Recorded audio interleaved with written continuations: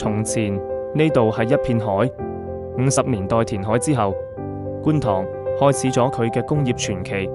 60年代，駱駝漆大廈喺呢度落成，呢度唔止係工廠，仲係嗰陣時嘅地標。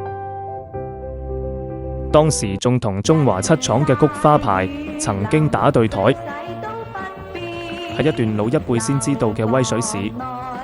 兩個品牌喺觀塘呢個新興工業區鬥得難分難解，成為當年香港製造業黃金時代嘅縮影。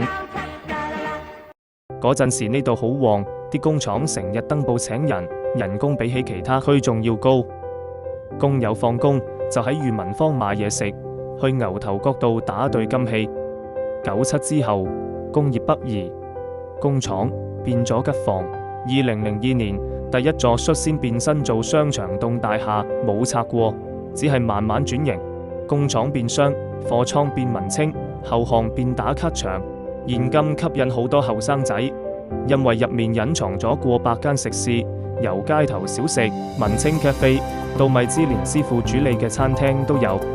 地下仲有運動品牌開倉店，成條觀塘波鞋街咁。樓上仲有藝術工作室、手作店，咩都有得玩同行。